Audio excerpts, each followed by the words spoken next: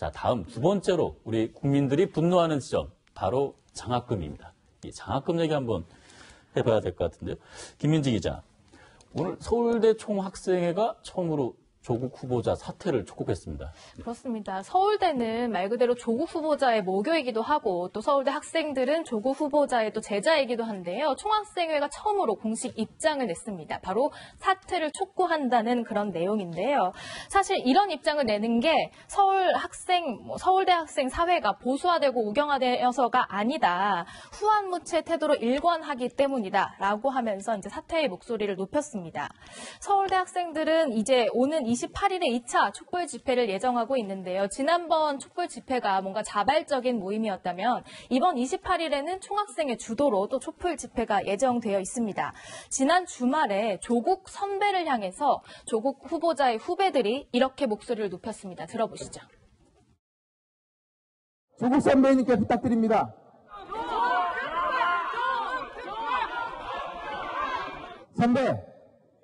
선배 가족들은 무슨 자격으로 장학금과 논문을 욕보이고 이 시간 이 많은 사람들 국민들에게 찬양한 기분을 주고 수험을 준비하는 수능을 준비하는 장학금을 준비하는 모든 학생들하고 학부모들에게 피눈물을 흘리게 만든 자격이 있습니까?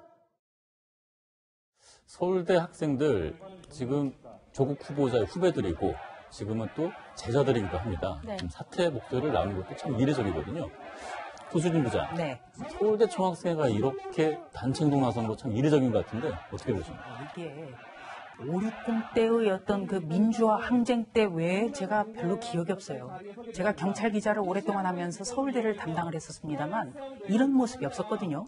우선 서울대학교 차원에서 조국 후보자의 사퇴를 촉구하는 것도 굉장히 이례적이고요.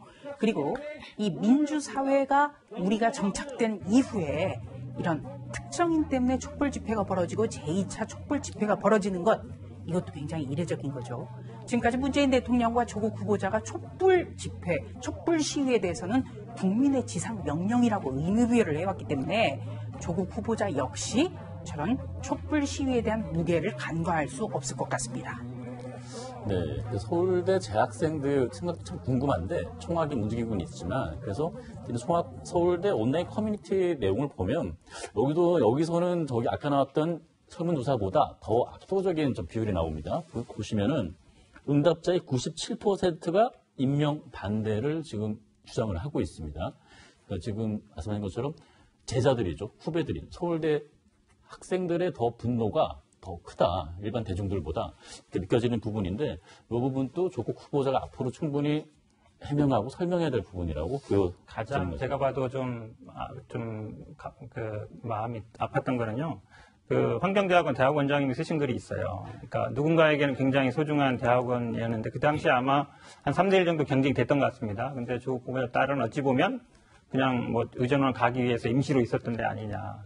그런 부분에서 나머지 그럼 탈락하신 분들이 있거든요. 더군다나 이 장학금을 400만 원씩 2번이나 받았단 말이에요. 근데 학교도 안 다녔어요. 처음에 3학점 듣고 2학기 때는 어찌 됐는데, 물론 이제 지금 해명을 보면은 이제 반환하려고 했는데 반환 안 받았다 그러는데 저는 아마 이거는 반환을 받든 안 받든 뭐 기부를 하든지 간에 저는 반환하는 게 맞다라고 보고 아마 그 환경대학원이라기에도 좀 유감을 표명하는 게 맞다라고 봅니다. 왜냐하면 사실은 누군가는 들어갈 수 있는데 못 들어간 것이고 누군가는 받을 수 있는 장학금도 못 받은 거거든요. 그러니까 지금 제가 보기에 부산대 의전원에서는 아마 뭐 발표는 공식적으로 했는데 절차상 문제는 없다고 해서 물론 아마 개인 장학금이니까 문제 없지만 서울대 장학금 같은 경우에는 이게 동문회 장학금이거든요. 그런 부분에 대해서는 제가 아마 뭐 인사청문회 갔을 때 분명히 좀 밝혀주는 게 좋을 거라고 봅니다. 네, 근데 문제의 서울대 장학금 절차상으로 조금 미심쩍은 부분이 많습니다. 받은 사람은 있는데 준 사람이 아무도 없어요. 추천한 사람이 없다는 거거든요. 이 절차상 장학금 지급을 하려면 교수부터 해서 해당 지도교수부터 해서 여러 가지 절차를 밟아야 되는데 어느 누구도 추천인이 없다 이런 얘기가 있는데 무슨 얘기입니까? 그러니까 말씀하신 대로 받은 사람이 있는데 준 사람을 못 찾겠다 이런 겁니다. 서울대 측이 이 장학금을 도대체 딸에게 어떻게 지급이 됐는지 이에 대해서 조사를 해봤는데요. 말씀하신 대로 이 장학금이 뭐냐면 관학회 장학금이라고 해서 형편이 어려운 학생들에게 총동창회에서 이제 지원하는 그런 장학금입니다. 그런데 이렇게 하려면 뭐 지도교수 서명란도 있고 지도교수 추천 없이는 이제 받을 수가 없는 건데 누가 추천했는지 어느 어느 교수가 이거를 뭐 과정에서 절차를 거쳤는지 이런 걸 찾으려고 했지만 오리무중이다. 이렇게 서울대 총장이 밝히면서 뭐 이렇게 받게 된 절차상의 과정들이 좀 미심쩍은 게 많다. 이런 평가를 받고 있습니다. 한 가지 보완해드려야 될 일단 본인이 신청을 해야 됩니다. 본인이 신청하는 게 먼저고 두 번째로 지도교수가 반드시 사인을 하게 돼 있고 그다음에 학과장이 사인을 하고 대학 원장이 사인을 해가지고 이게 대학 본부에 취합되면 그게 이제 총동창회에 전달이 되는 과정들이에요. 근데 이 문제도 그렇고 부산대학교 그 의전원에서 거기 그 경우에도 이미 대학 본부 측에서 5번째 줄 때 이거 특혜 시비가 있으니까 명료하게 사유를 밝혀라고 얘기를 했다는 거예요. 근데 제가 문제로 삼는 건 그겁니다. 조국 교수는 계속 어려운 사람한테 가는 게 맞다고 생각하는데 본인 따님이 계속 신청을 하는 거예요. 그리고 또 신청하면 다 나와요. 그러니까 일반인들이 보기에 이게 무슨 기회가 평등하냐. 조금 전에 저는 서울대학교 학생들, 이제는 총학생가 나서서 집회를 하는데 저거는 단순하게 조국 후보자 스스로에 대한 사퇴의 문제를 제기하는 문제를 넘어서서요.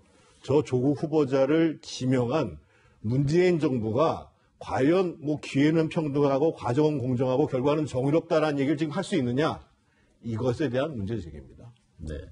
자, 서울대 장학금도 논란이긴 하지만 지금 부산 의전에 대한 장학금도 논란이 많습니다. 6학기 연속으로 받은 장학금인데 김은지 기자, 좀 전에 오후에 그 해명을 낸 것 같은데 절차상으로 문제 없다 이렇게 밝혔죠. 네, 그렇습니다. 방금 정 의원님께서도 말씀하셨지만 신상욱 부산대 의학전문대학 원장이 직접 이 의혹에 대해서 입장을 밝혔습니다. 결과적으로는 뭐 절차상으로 문제가 없는 걸로 판단했다. 그리고 조국 후보자의 딸에게 장학금을 주기 위해서 뭔가 지침을 바꿨다 이런 의혹도 있는데 이것은 사실이 아니다라는 입장을 밝혔습니다. 절차상의 문제가 없다라고 하는 근거로는요.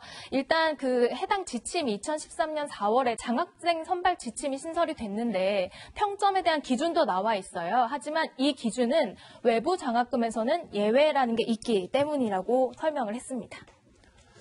저도 들어오기 전에 그 기자회견 내용을 봤는데 조금 납득이 안 가는 부분이 많더라고요. 그래서 재량권, 교수의 재량권이다라는 부분도 있었고 상위법인 부산대 총 규정상에도 예외 규정이 있기 때문에 충돌하지 않는다라는 부분 해명도 했었는데 솔직히 좀 납득이 안 가는 부분이 많았거든요. 어떻게 보십니까? 그러니까요. 그러니까 그 장학금을 우리 지난번에 저희가 표로 다 봤잖아요. 다른 학생들 6명한테 150만 원, 100만 원 주는 거를 한 학생한테 이것도 200만 원씩 채워가지고 그 중간에는 사실 유급해가지고 학점이 뭐 제가 개인적인 문제에서 말씀드리기 어렵습니다. 우리가 상상하기 어려운 학점을 받은 학생한테 누가 봐도 이해가 안 되는 거예요.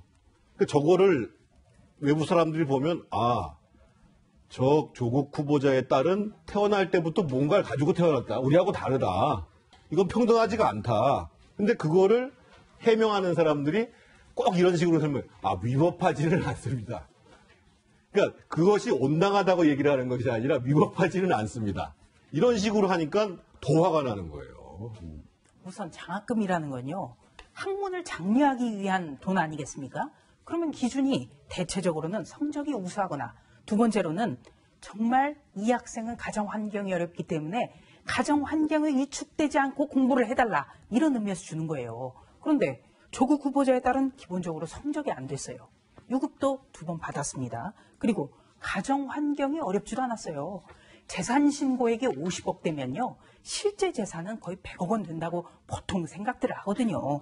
근데 두 가지 다 해당이 되지 않고 또 한 가지는 연속적으로 이 장학금을 받은 사람이 없어요. 조금 전에 정태근 전 의원이 설명해 주셨지만 연속적으로 조국 후보자의 딸은 받았는데 다른 친구들은 어떻게 보면은 한 번씩만 기회가 있었다는 거죠. 그렇다면 이 역시 조국 후보자의 딸이 받지 않았더라면은 좀 더 성적이 좋거나 가정 환경이 어려워서 장학금이 절실한 사람이 받았을 가능성이 또 있는 거예요. 이것도 피해자가 있는 거죠. 그렇기 때문에 지금 의학전문대학원의 해명이 도저히 납득이 되지 않는다. 이런 아마 반응들이 많은 것 같습니다.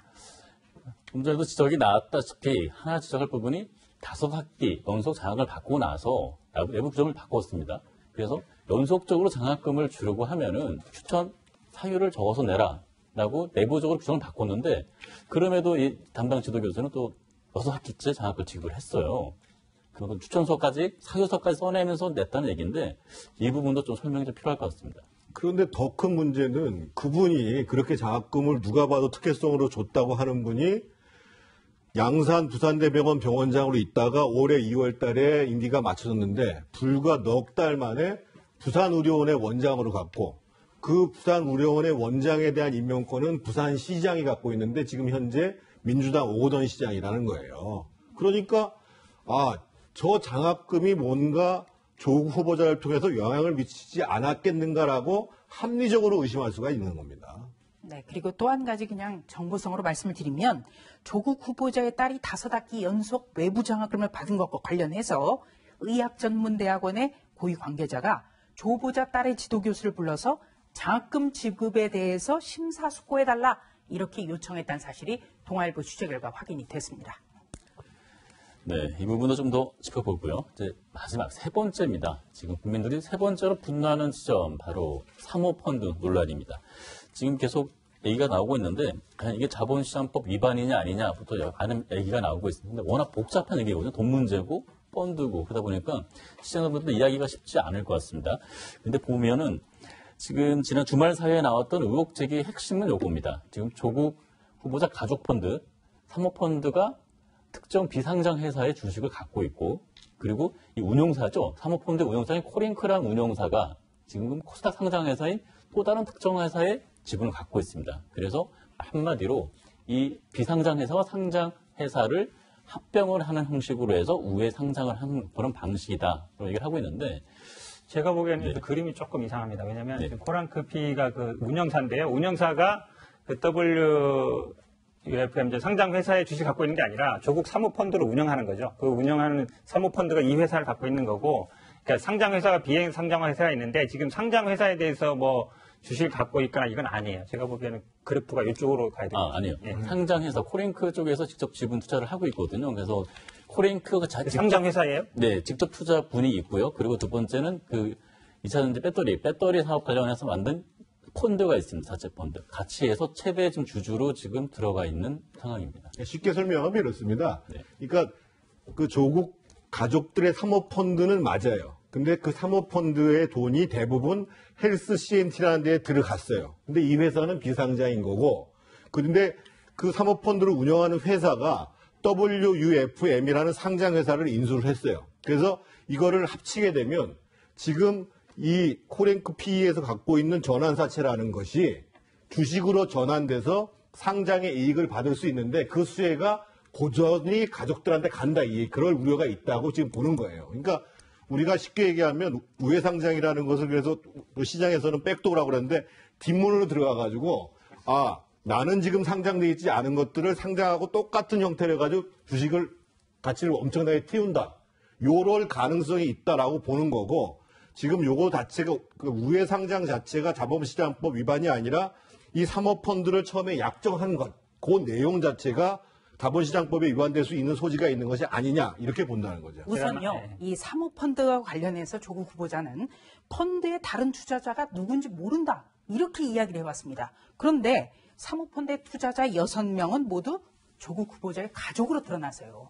명백한 그러니까 가족펀드라는 게 드러난 겁니다. 그렇다면 조국 후보자는 왜 거짓말을 했을까? 여기에서 한 가지 의문이 남고 그리고 또 한 가지는 이 사모펀드가 투자한 웰스 CNT 이것은 이 회사는요 공공 분야의 사회 간접 자원 SOC 여기서는 가로등 사업 여기에 대해서 굉장히 오랫동안 장기간 사업 제안서를 기획하고 추진을 해온 것이 나타났어요. 그렇다면 결과적으로 대통령 민정수석인 조국 후보자를 등에 업고 공공 SOC 사업을 겨냥해서 수익을 거두려는 것 아닌가 이런 의혹이 남는다는 게 가장 큰 논란입니다. 하나 좀 추가하면요. 사실은 이제 비상장을 굉장히 쉽게 생각하시는데 사실은 이 상장회사하고 비상장회사가 합병을 하든 아니면 뭐 주식 교환을 해서 상장을 할 때는요. 그 비상장회사도 실질적으로 상장회사와 동일한 심사를 받습니다. 그래서 예비심사도 받고 형식심사도 받게 돼 있어서 예전에는 이제 저런 편법이 굉장히 많았기 때문에 실제로 이걸 통해서 뭐 상장을 한다. 이게 쉬운 일이 아니에요. 상장 요건을 다 심사하게 돼 있습니다. 네. 자, 또 다른 또 의혹의 한 부분이 이겁니다. 과연 운용사, 이 코링크의 실제 소유주가 누구냐라는 질문인데, 김민지 기자.